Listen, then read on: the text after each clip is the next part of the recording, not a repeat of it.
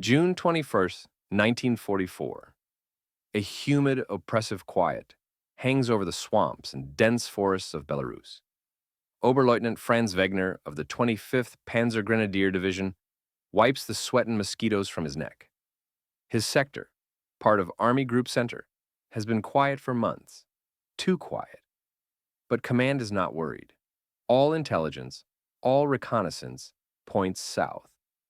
The Stavka, Soviet High Command, is massing its armor in Ukraine, preparing for a summer offensive to capture the oil fields of Romania. That is where the Schwerpunkt, the main effort, will fall. Here in Belarus, the terrain is impassable. The Pripyat marshes are a natural fortress of mud and reeds, incapable of supporting a major armored thrust. This sector is considered so safe, the Wehrmacht has stripped it of its best armor, sending the Panzer divisions south to meet the obvious threat. Wegner's men are veterans. They hold well-built trenches, concrete bunkers, and fortified gatehouses on the few main roads. They are complacent. They believe the only danger comes from the partisans who haunt the forests. They do not know what is watching them from the trees. They do not know that for 2 months, the Red Army has been executing the greatest deception operation in military history, Maskirovka. They do not know that 1.2 million Soviet soldiers, 4,000 tanks, and over 24,000 artillery pieces are hidden in the woods opposite them. Tank treads have been muffled with straw. Radio traffic is forbidden. Entire fake army groups have been constructed 500 miles south, complete with dummy tanks and false radio chatter to fool German aerial reconnaissance. As dusk settles on June 21st, Wegner scans the silent trees. Then, just after midnight, the ground jumps. It isn't artillery. It's a distant, rolling crump. Then another and another. All at once, 10,000 demolition charges detonate. The partisans have begun the rail war, vaporizing every railway line, bridge, and communication cable behind Army Group Center. Franz Wegner feels a cold dread. The partisans are not the threat. They are the signal. 4 a.m. June 22nd, 1944. The third anniversary of Operation Barbarossa. For the German Lancers of Army Group Center, the world ends. There is no warning, no preliminary shelling. At 4 a.m., the horizon simply vanishes in a continuous, blinding sheet of white-orange fire. Over 24,000 Soviet guns, mortars, and Katyusha rocket launchers unleash Stalin's organ. It is the most concentrated artillery bombardment in human history. The sound is not a series of explosions, it is a physical thing, a deafening, continuous roar that shatters eardrums and liquefies the earth. You are not being shelled. You are at the center of a man-made earthquake. The air pressure alone bursts the lungs of men huddled in their bunkers.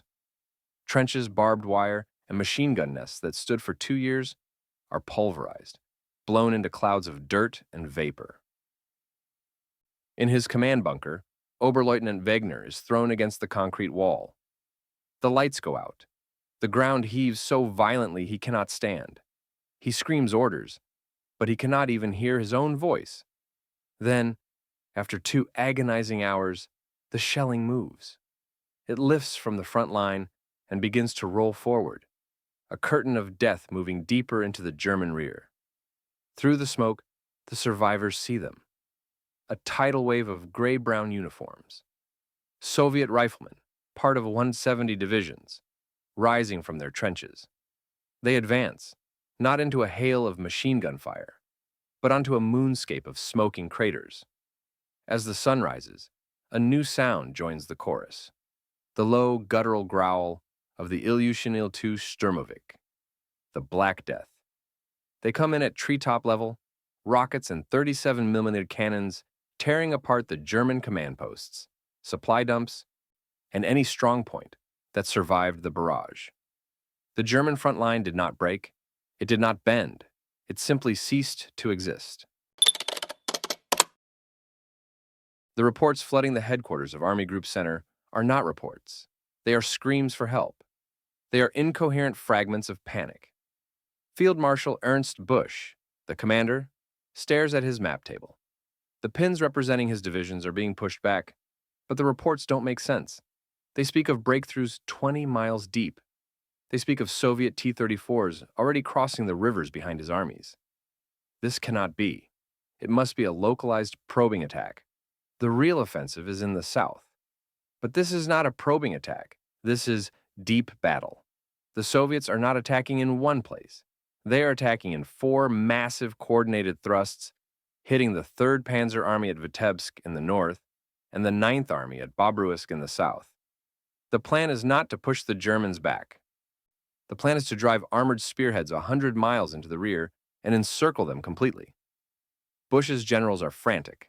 They plead for permission to pull back, to abandon the fortified gatehouses and form a new, flexible defense.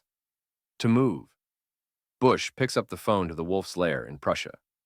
Adolf Hitler's voice is calm, detached, and utterly resolute. The order is simple. Fester Platz. Stand fast. There will be no retreat. Every town, every village, every strong point will be held to the last man. You are a German general. You have just been ordered to nail your army to the ground while 1.2 million men and 4,000 tanks drive around you. In Vitebsk, the 53rd Corps of the 3rd Panzer Army follows the order.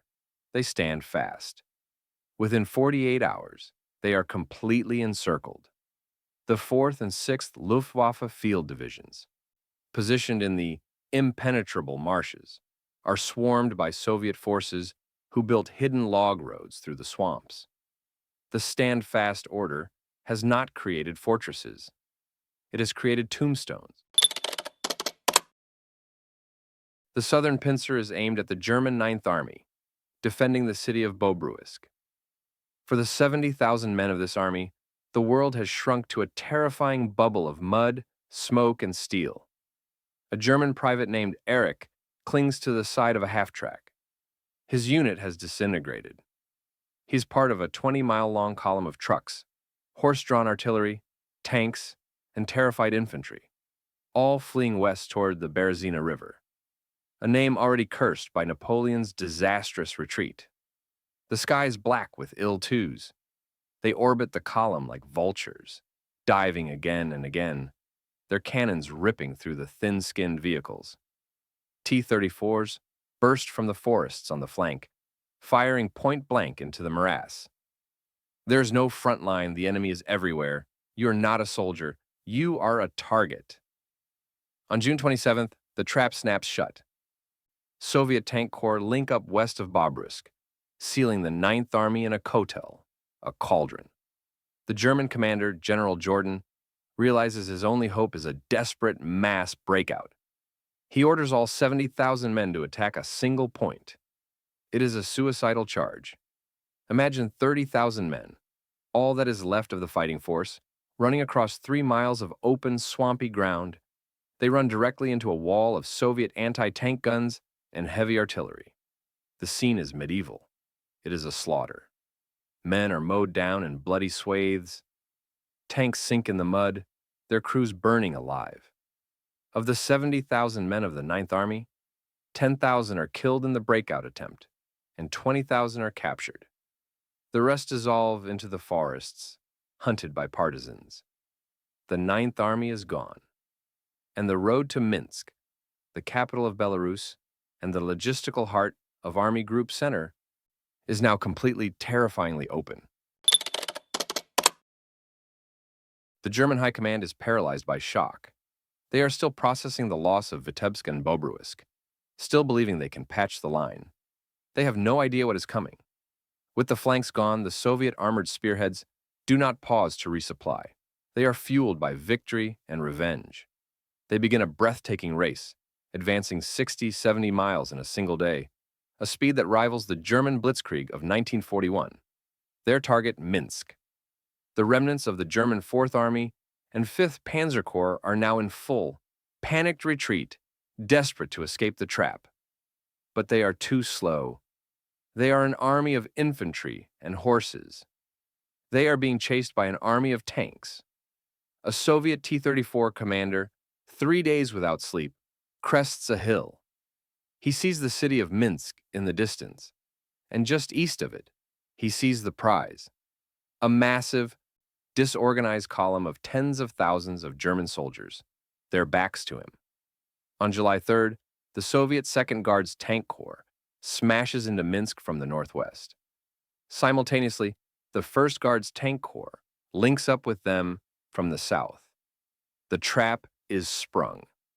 The capital of Belarus is liberated. And east of the city, 100,000 men of the German Fourth Army are trapped in the largest encirclement of the campaign.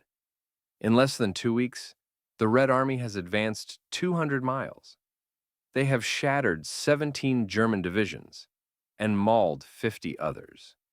The entire front line has collapsed. Army Group Center, the anchor of the Eastern Front, the army that once threatened Moscow, has for all practical purposes ceased to exist. The battle is over, but the humiliation is not. Stalin wants to show the world the scale of his victory. He wants to silence any doubt, to prove to his allies in the West, who have just landed in Normandy, that the Red Army is the true engine of the Wehrmacht's destruction. July 17, 1944. Moscow. The city's streets are scrubbed clean. Civilians are ordered to line the boulevards. They watch in stunned, cold silence. They are not watching a parade of captured tanks or banners. They are watching a parade of people. 5,600 German prisoners of war, the survivors of the Minsk cauldron, are marched through the heart of the Soviet capital. This is not an army. It is a shuffling gray column of defeated men. 19 German generals are forced to march at the front, their medals still on their chests, their faces masks of disbelief. Behind them, 20 abreast, come the colonels, the majors, and the hollow-eyed lancers, their boots shuffling on the pavement. The only sound is the tramp of 100,000 feet and the click of cameras. The silence of the Russian crowd is more deafening than any jeer.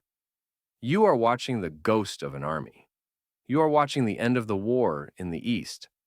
After the last man passes, water trucks emerge, symbolically washing the fascist filth from the streets of Moscow. This was the true turning point. At Stalingrad, Hitler lost an army. In Belarus, he lost an entire front. End. Operation Bagration was not just an offensive. It was the final, catastrophic breaking of the Wehrmacht's back,